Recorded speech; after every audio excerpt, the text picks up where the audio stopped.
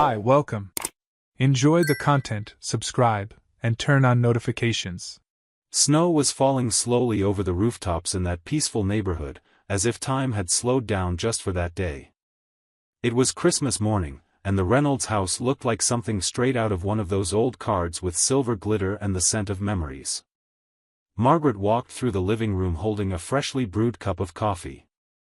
Its aroma blended with the scent of the decorated pine tree and the loud laughter of children running barefoot on the soft carpet, dressed up like little heroes and princesses. The youngest, Jack, wore a cape made from a blue bedsheet, saying he was going to save the world with hot chocolate powers. Meanwhile, little Lila, with a crooked crown on her head, insisted on being called the Royal Pajama Queen. The kitchen was bustling. The sounds of clanging pots, cakes coming out of the oven, Ellie's voice asking her husband not to burn the toast. It was that kind of organized chaos that only exists when the whole family is together and everything just seems to make sense, despite the mess. Margaret watched from a distance for a few seconds, without interfering, just taking it all in.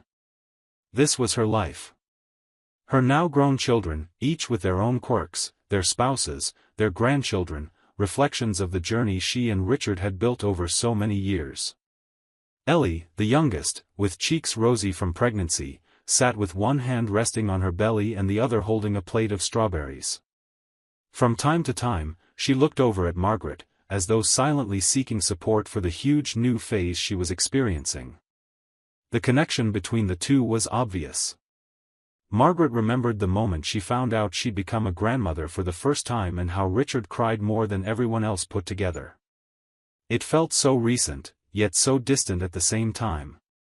Richard, as always, was doing what he did best, touching people's hearts without effort. He was seated at the piano, quietly playing an instrumental version of Silent Night. The melody blended with laughter and the clinking of silverware being arranged on the table. It was subtle, but present. His eyes took everything in with affection, as if he knew life doesn't have to be grand to be special. He always said the real luxury was having the people who love you nearby and still wanting to spend time with you. Margaret took a deep breath, feeling the warmth of being surrounded by it all. The fireplace crackled in the background, warming not just the room but also the corners of her memory. She thought about how many Christmases they had spent together, how many plates of cookies had been left next to the tree for a Santa Claus that Richard later ate on the sly, just to keep the magic alive. She looked at her hands, now with more wrinkles, but still steady. She remembered how they once held her children's little hands to cross the street, or how, with trembling fingers, she would fix her hair before an important interview. It was a perfect moment, almost sacred. That was when Richard approached her. He walked slowly, wearing a slight smile and an expression that hinted at something different, hard to define at first. He held out a small rectangular package, carefully wrapped in gold paper with a dark red bow. "Open this by yourself," he said calmly. Margaret furrowed her brow, not in suspicion, but in surprise. It was rare for him to request something like that.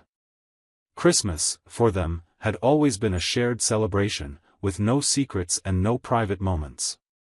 She held the gift gently, as if it contained something fragile. She nodded slightly, forcing a small smile, and quietly went upstairs. As she did, the noise of the house faded behind her, muffled by the thick carpet on the steps. The upstairs felt colder, quieter. Each step echoed on the old wood, and that little package, which had seemed light before, now felt heavier than she could explain. She went into the office. It was a space they hadn't used much in recent years. Books sat on dusty shelves, curtains half open, letting in the white, gentle light of the winter morning. She sat down in the dark leather chair where Richard used to spend hours writing birthday cards by hand for each child and grandchild. He was methodical, detail-oriented. Every word he wrote was carefully chosen. Holding the present in her hands, Margaret hesitated for a moment. She looked around, as if seeking some sort of answer in the walls, in the old paintings, in the photo of them in their youth, smiling with their feet in the sand on some beach. Then she pulled off the ribbon, undid the bow, and slowly started unwrapping the paper.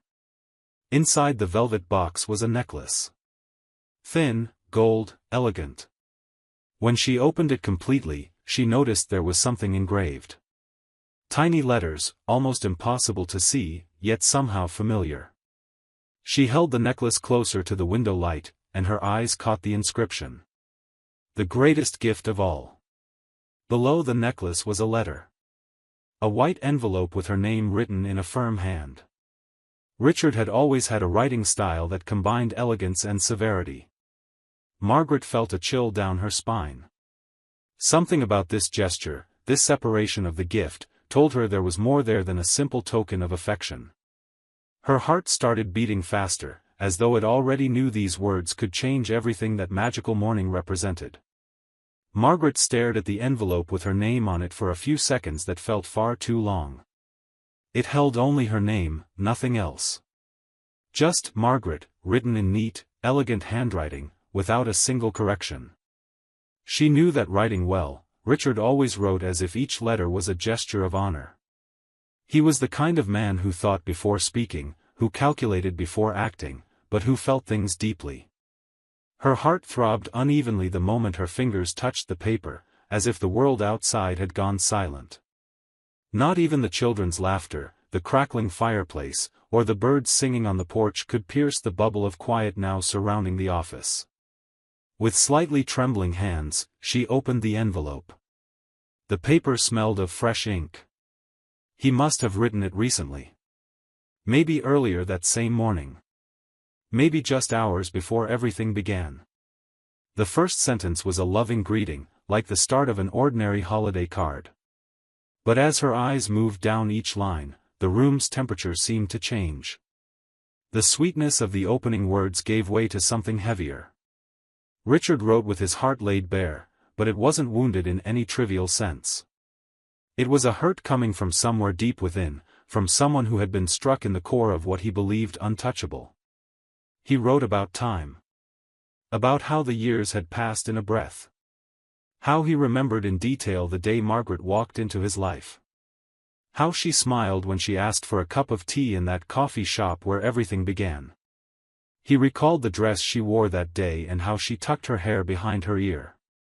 Every memory was described with such precision that Margaret found it hard to breathe. But then came the break. The story shifted subtly.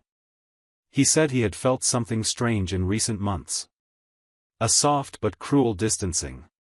Small silences, averted gazes, laughs they used to share that had begun to appear elsewhere. Margaret felt a heaviness in her stomach. The next words hit with surgical precision. I found out there's someone else. Not physically, not yet. But in your heart, he's already occupying a space that used to be mine. She paused her reading for a moment. Her eyes were stuck on the letters, as if trying to erase what they had just taken in. Richard knew. He knew about Nathan. The letter went on with an unsettling calm. Instead of reacting with anger, he said he had felt grief. As if he'd lost someone. As if his wife had gone away, even though she'd been by his side all along. He described nights when he would turn over in bed and find only emptiness. Not a physical emptiness, Margaret was always there, but an emotional one. The lack of spontaneous affection, of conversation before sleep, of casual touch. With each paragraph, Margaret felt as though she were being ripped out of her own story, forced to look at it all from the outside. Richard talked about how he discovered the messages. He said he hadn't read them by snooping, but by accident. And even though there were no explicit words or direct confessions, there were glaring hints in the subtext. He recognized Nathan from a thank you card about some project, from the way Margaret wrote his name, from the new spark in her eyes when she mentioned her work. Subtle things that, together, formed a truth impossible to ignore. Then he wrote about the necklace. The one lying on the table as though it were just a piece of jewelry, yet carried more symbolic weight than Margaret could have imagined. The greatest gift of all wasn't referring to the necklace. It was referring to forgiveness. A chance. A choice. Richard wasn't begging. He wasn't confronting her with hate. On the contrary, he was offering something rare. A door left slightly open. A chance to rebuild.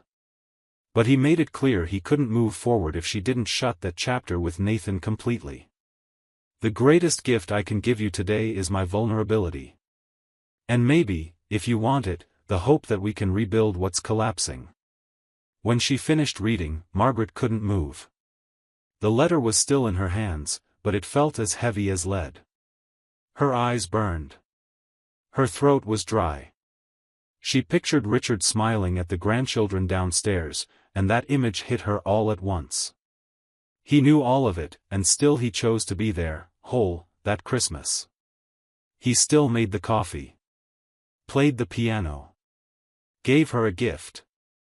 She picked up the necklace and looked at the inscription again. Only then did she understand the magnitude of those words. The gift was Richard himself, offering all that he was, despite everything. It was a mature kind of love, wounded, but still standing. At that moment, Margaret felt something inside her crumble. It wasn't guilt, it was awareness. A bitter realization of what she had nearly destroyed in silence, day by day, hiding behind harmless messages, exchanged compliments, and emotional needs fed by vanity. Everything in that office looked the same, but Margaret was different. Richard's words echoed as if they had been engraved in Margaret's chest.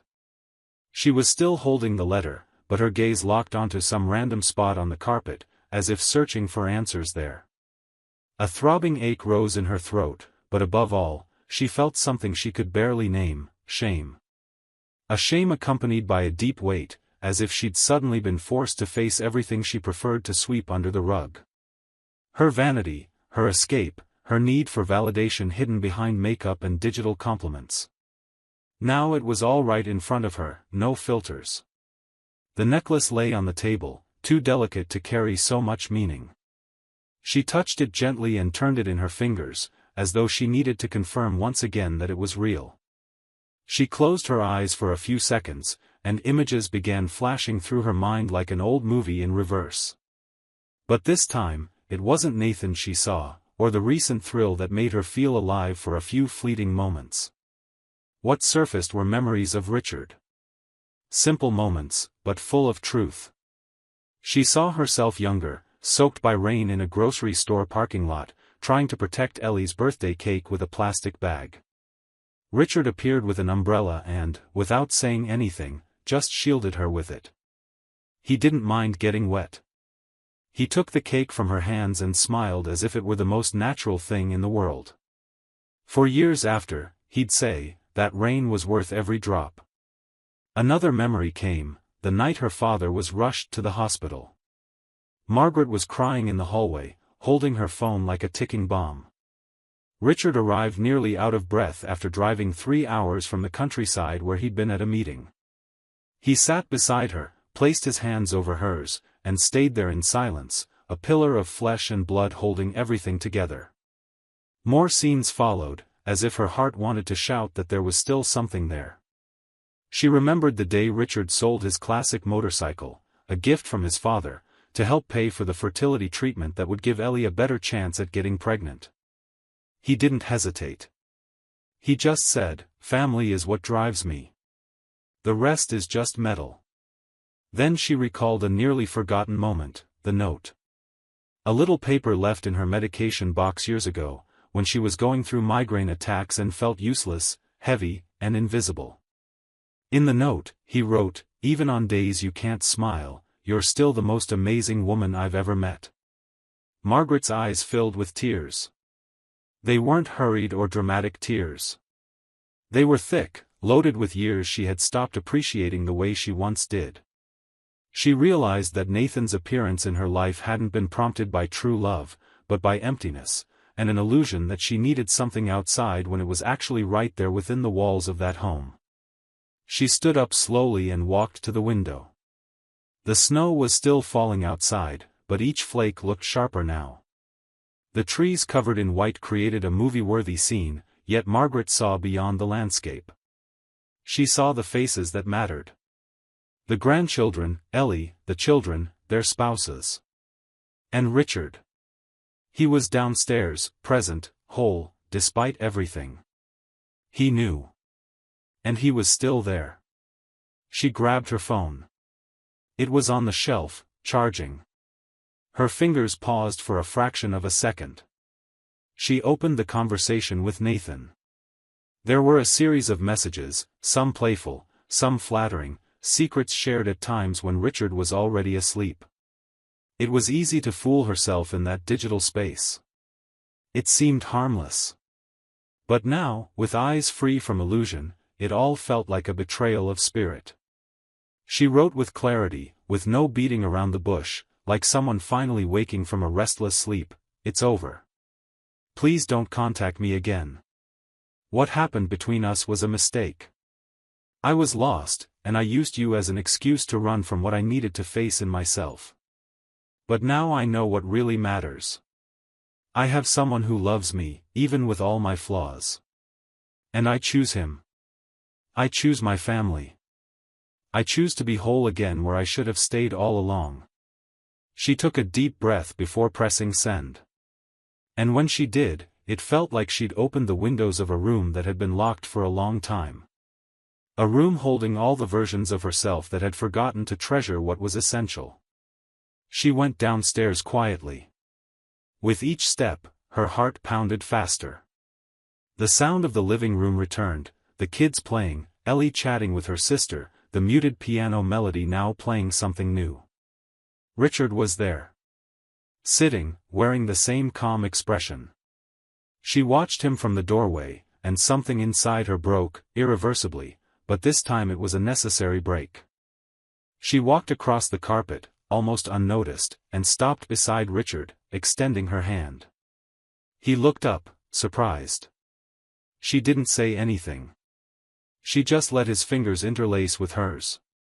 And there, in that silent gesture, the world seemed to stop for a brief moment. Margaret knew no words she could say at that instant would be enough. But she also knew the gesture, the choice, the return, those might be the beginning of something real. That night, when everyone was asleep and the house finally breathed in silence, Margaret woke earlier than she would have liked. The clock showed a little past 3 in the morning. One of the grandkids had left the guest room door slightly open, and the hallway light spilled in gently. The necklace was still on the bedside table, a living reminder of all that had been said, written, and felt. She looked at it with heavy eyes but a heart too awake to allow any true rest. It was as if the weight of that choice, to stay, to own her mistakes, to try to rebuild what had been shaken, demanded an immediate, practical response. She slipped on her slippers and walked out of the bedroom without making a sound. She headed down the hall to the guest room where Richard slept. They had decided to sleep separately some time ago, something that happened gradually, almost imperceptibly, like little cracks in old walls that you only notice when it's too late, and of course, Richard's loud snoring sped up that silent drift. She stopped by the door and hesitated. She had rehearsed many times what she would say. But in that moment, no phrase felt like enough. No words could capture the storm inside her. She decided to go to the backyard. It was cold, but she needed the chilly air. She put on a coat, grabbed a blanket, and passed through the living room to the glass door that led outside. Snowflakes were still falling in slow motion, as if time had stretched out this Christmas for a few more hours. She sat on a wooden bench near the lit-up pine tree. The lights blinked at a gentle pace, as though the world had decided to grant her a moment of peace to reflect. She noticed from the window that Richard was awake as well. His slow steps in the kitchen suggested he was probably getting some water, but when he saw the backyard light, he changed course. Opening the door, he found Margaret sitting there, wrapped in the blanket, eyes misty, staring at the sky. She didn't turn right away. But when she sensed his presence, she spoke softly, almost in a whisper, "I'm still here because I love you." And it's not that youthful, impatient, impulsive love. It's a love that understands it can fail, but it can also learn to start again. Richard didn't reply. He moved closer and sat beside her. For a while, they just listened to the wind rustling the trees and the distant call of an owl. Their silence wasn't uncomfortable. It was needed. A pause between everything that had been said and everything yet to come. Margaret slowly turned to face him. Her eyes looked different.